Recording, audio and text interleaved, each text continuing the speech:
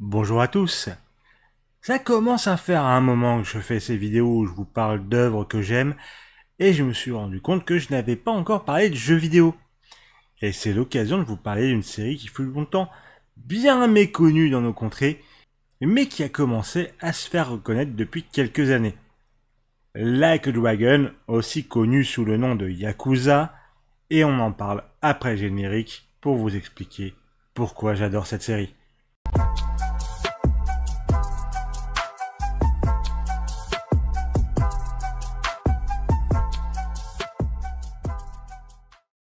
Bon du coup, c'est quoi Like a Dragon? Alors c'est une série de jeux vidéo de Sega démarrée sur PS2 et qui continue encore, dans laquelle on incarne Kazuma Kiryu ou Ichiban Kasuga, mais on y reviendra plus tard, dans des beat'em all ou des RPG, mais on y reviendra plus tard, sur fond d'histoire de Yakuza, de complot politique, d'honneur ou encore de karaoké. Bon déjà, parlons du gameplay.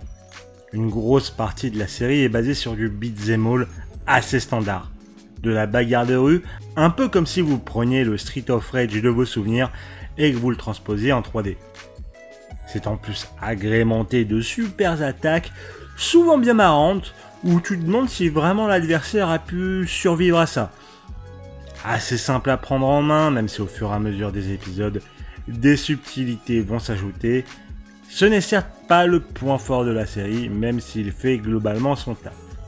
Et pour le coup, la série décide d'innover à partir de son 7ème épisode, en changeant de héros et de style de gameplay, en passant du beat'em all au RPG, bien Dragon Quest, bien tour par tour. Et pour le coup, c'est très rare de voir un pivot dans ce sens-là dans le jeu vidéo, et il est pour le coup plutôt réussi. Hâte de continuer à les voir itérer sur ce genre de gameplay. Et posons quelques mots sur l'open world. Car oui, la série est un open world où l'on se baladera dans des quartiers japonais reconstruits presque à l'identique. Alors non, les enseignes ne seront pas les mêmes pour des raisons évidentes de copyright, sauf pour certaines qui auront passé des partenariats avec la série de par son énorme popularité au Japon. Et honnêtement, pour être déjà allé dans le quartier de Kabukicho qui sert d'inspiration à Kamurocho, le principal lieu d'action de la série, c'est impressionnant car j'arrivais à me repérer grâce à mes multiples heures à me balader dans l'open world. En plus, cet open world est loin d'être vide avec de nombreuses quêtes annexes, souvent bien délirantes, des bagarres de temps en temps parce que c'est bien la bagarre, et les mini-jeux rigolos qui permettent de couper la routine à base de karaoké, de mahjong, de vieux jeux d'arcade Sega ou de gestion d'entreprise pour mettre la daronne à l'abri. Ça brasse vraiment large niveau activité.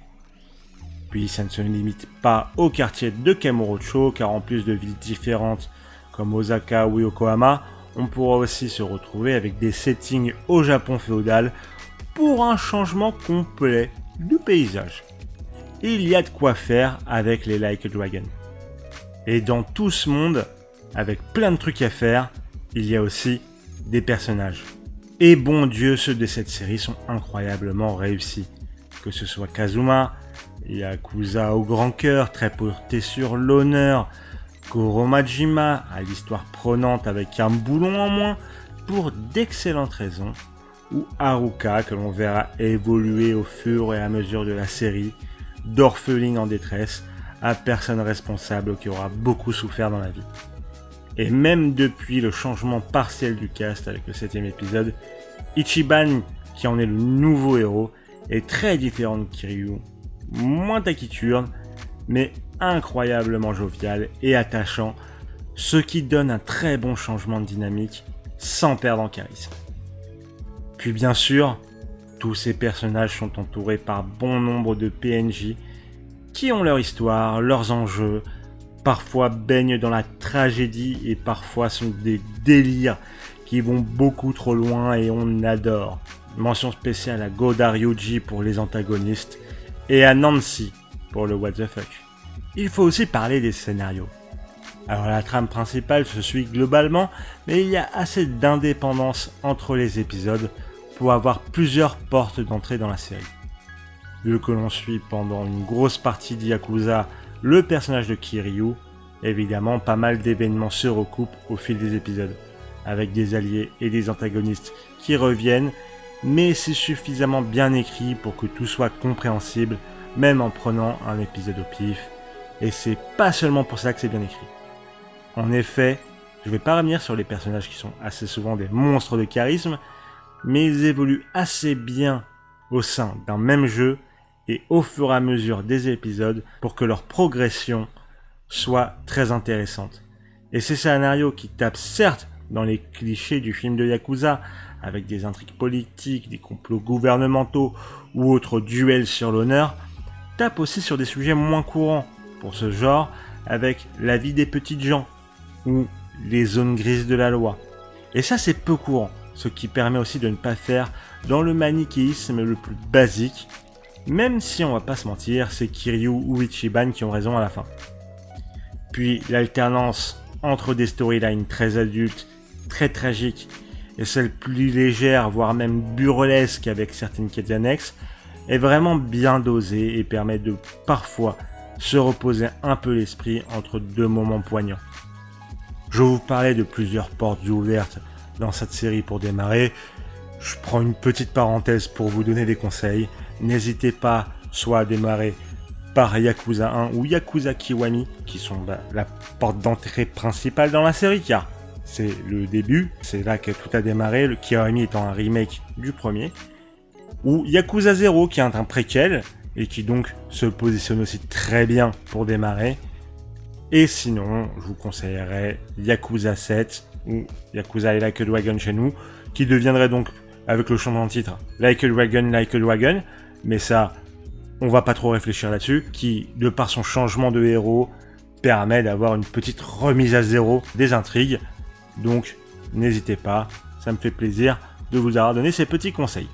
Pour résumer, Like a Dragon, c'est une œuvre qui donne, mais qui donne tellement. Plein de contenu, des personnages attachants et charismatiques, de la bagarre, des mini-jeux, un scénario à la fois poignant et détonnant, se permettant d'aller dans le cliché, mais d'en sortir aussi. C'est une série de jeux qui tente des choses et surtout a énormément de cœur, et c'est pour ça que j'adore Like a Dragon. Merci beaucoup de m'avoir écouté jusqu'au bout. J'espère que ça vous aura intéressé. J'aime beaucoup la série Like a Dragon et j'avais hâte de vous partager le pourquoi j'adore cette série de jeux vidéo et pourquoi elle mérite peut-être un peu plus de reconnaissance, même si ça commence à venir. Donc n'hésitez pas à lui donner sa chance. Si ça a convaincu un seul d'entre vous, ça me fera énormément plaisir. En tout cas, n'hésitez pas à mettre un petit pouce bleu si ça vous a plu, à vous abonner ou à me suivre sur mes différents réseaux. On se retrouve tout bientôt pour une prochaine vidéo. Des bisous, à la prochaine!